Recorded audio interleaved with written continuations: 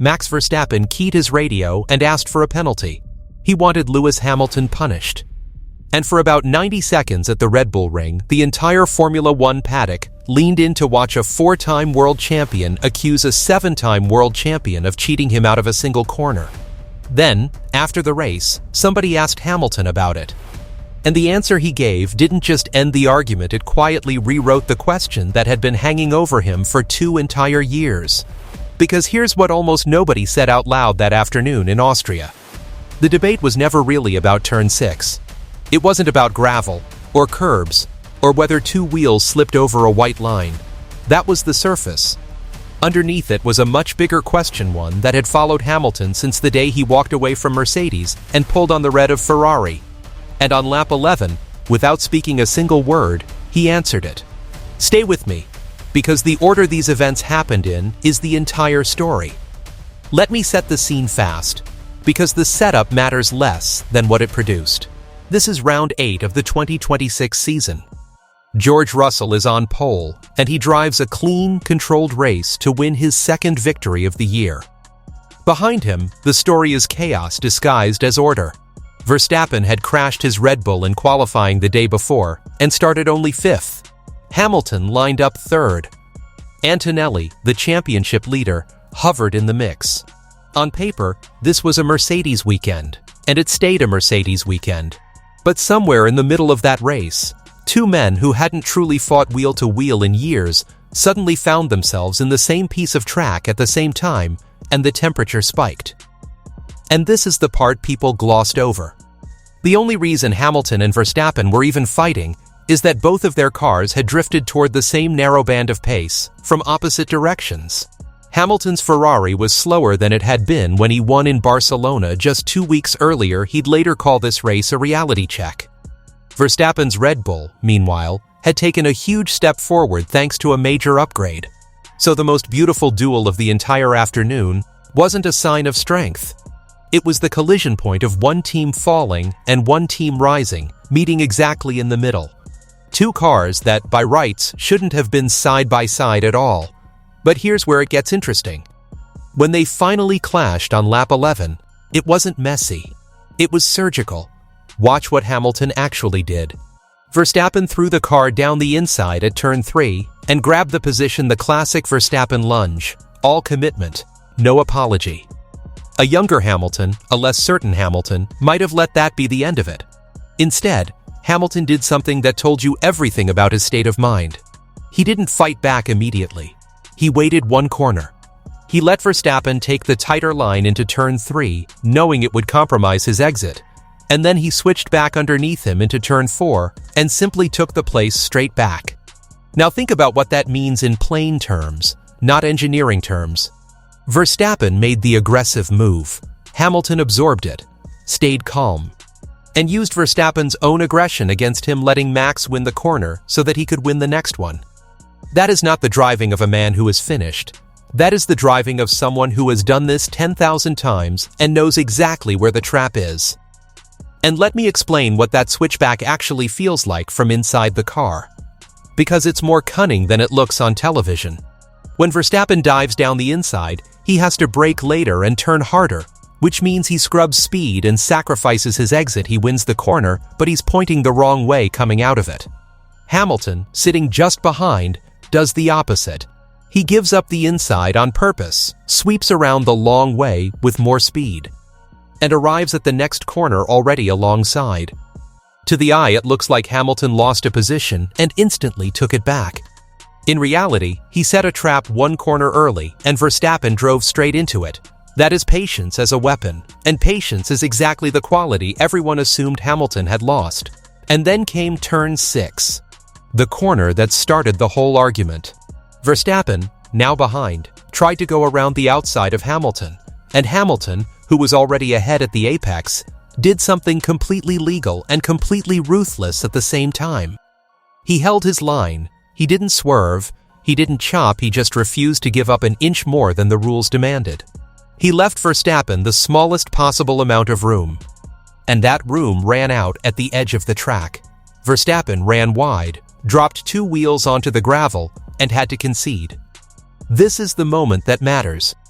Because what Hamilton did there was tell Max Verstappen, in the language drivers actually understand, "You do not get to pass me around the outside here." And Verstappen's response was instant. He got on the radio and demanded a penalty. Now, was it a penalty? Let's be honest about this, because it's the question the whole internet has been screaming about. The stewards noted Hamilton, they looked at it, and they decided no further action was needed, no penalty. Why? Because under the racing rules, the driver who is ahead at the apex of a corner has earned the right to the racing line. Hamilton was ahead at the apex. Verstappen was behind, attempting a move that almost never works in around the outside pass on a champion who has no intention of lifting. The driver trying that move carries the risk. If it doesn't come off, that's racing. But here's the real problem for Verstappen, and this is the part nobody noticed in the heat of the moment. By calling for a penalty, he handed Hamilton the perfect platform.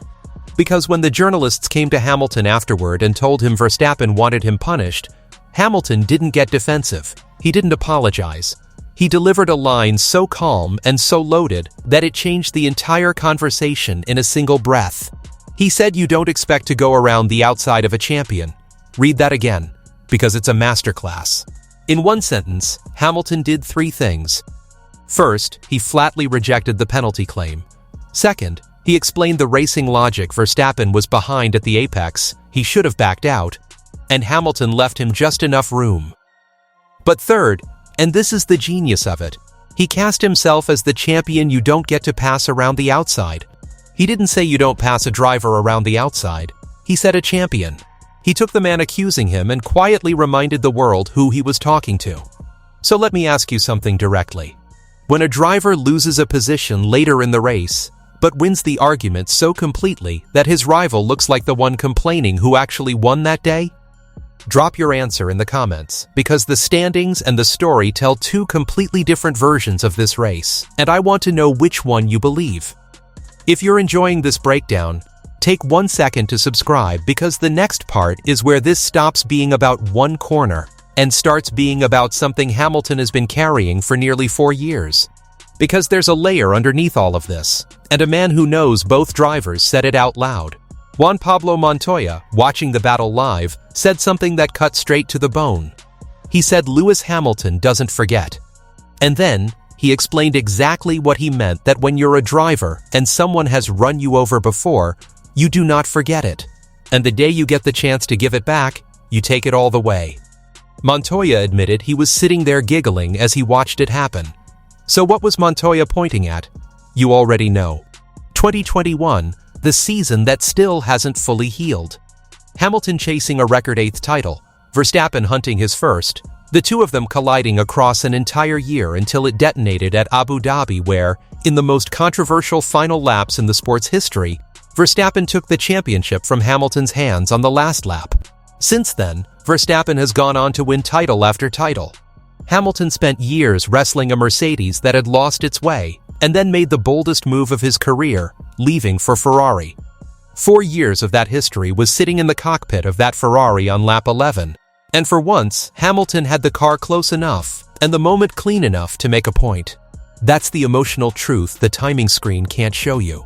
This wasn't two drivers fighting for 5th and 6th place. This was a man getting a rare chance to look his old rival in the eye on track and say, "I'm still here, and you still can't have it easy." And this is where the story turns. The racing gods don't deal in poetry. They deal in physics. Because 10 laps later, after the pit stops, they fought again. And this time Verstappen had learned. On lap 22, when the battle resumed, Verstappen didn't try anything heroic around the outside.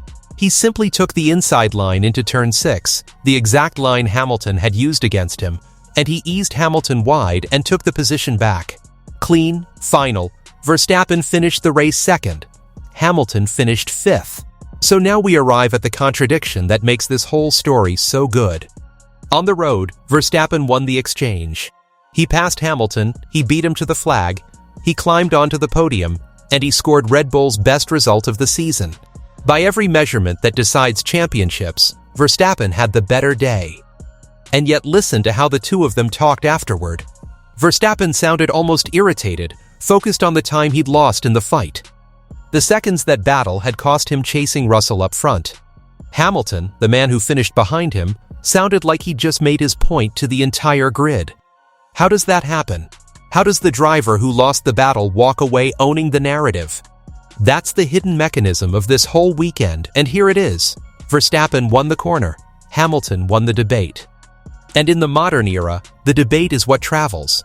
The debate is what gets clipped, replayed, argued over for a week. Verstappen got the points. Hamilton got the story.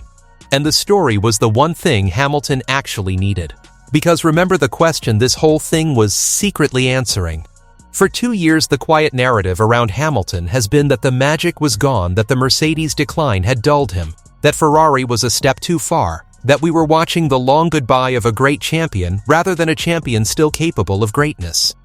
And then, for 11 laps at a track Verstappen has dominated for years, Hamilton outthought him, refused to yield, and forced a 4-time champion to go crying to the stewards. You cannot fake that.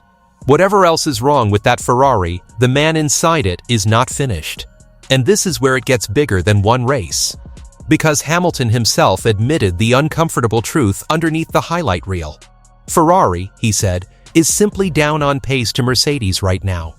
The Barcelona win was a flattering result on a track that suited him perfectly. Austria was the reality. He even praised Red Bull's progress openly, pointing out how much weight they'd dropped from the car and warning that they'll be a force in the races to come. So the man who won the debate is also telling you, plainly, that his car isn't good enough. Both things are true at once. That's what makes him so dangerous to underestimate. And don't skip past what Hamilton said about Red Bull, because it's a warning hidden inside a compliment. He estimated their upgrade was worth 3 to 4 tenths of a second a lap, and here's the detail that should scare the whole grid. He reckoned 3 of those tenths came purely from weight the car had finally shed. Remember, this is a Red Bull that was running around 9 kilos overweight earlier in the year. Think about what that means in human terms. For months, Verstappen had been dragging the equivalent of a heavy suitcase around every lap, and still finishing on the edge of the podium. Now imagine you hand that same driver a car that suddenly weighs what it was always supposed to weigh, and bolt on a fresh aerodynamic package on top. That's not a small step. That's a sleeping giant rolling over. Hamilton said it himself, they're going to be a force in the races to come. And he said it knowing his own car might not be. Now look at where that leaves the championship, because the numbers are brutal, and they don't care about beautiful battles. Antonelli still leads the title race comfortably. Russell's win lifted him back to second. Hamilton, despite winning every headline, actually slipped to third. And Verstappen, for all his recovery, is still buried down in seventh, almost 100 points adrift. So here's the strange reality of the 2026 season so far.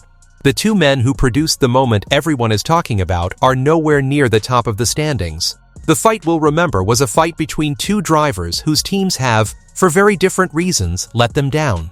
So where does this go next? Because the calendar doesn't pause for nostalgia, it heads straight to Silverstone, to a British Grand Prix, on Hamilton's home soil, in front of his home crowd, with this exact storyline freshly lit. If Red Bull's upgrades keep closing the gap, and if Ferrari can find even a fraction of the pace Hamilton says it's missing, these two could end up in the same piece of track again within days. And there's a whole separate storm circling Verstappen's future, with persistent paddock talk about where he races beyond this season. The rivalry that defined 2021 didn't end at Abu Dhabi. It just went quiet. Austria turned the volume back up. So let me leave you with the question that actually matters, the one this entire race was secretly about. We spent the afternoon arguing over whether one move at turn 6 deserved a penalty. But the move was never the point. The point was the answer Hamilton gave afterward, the calm, surgical, slightly merciless reminder that you don't go around the outside of a champion. Verstappen asked for him to be punished. Hamilton responded by reminding everyone exactly who he is. So you tell me, was this the day we finally saw the old Lewis Hamilton come back to life? Or was it just one beautiful flash of fire from a champion the sport has already started to write off? Tell me in the comments, because I genuinely think this is the most important question in Formula One right now. If you want the full breakdown of what happens when these two meet again at Silverstone, Subscribe and stay with us, because if Austria was the warning, the next chapter is coming faster than anyone expected. And history says, Lewis Hamilton doesn't forget.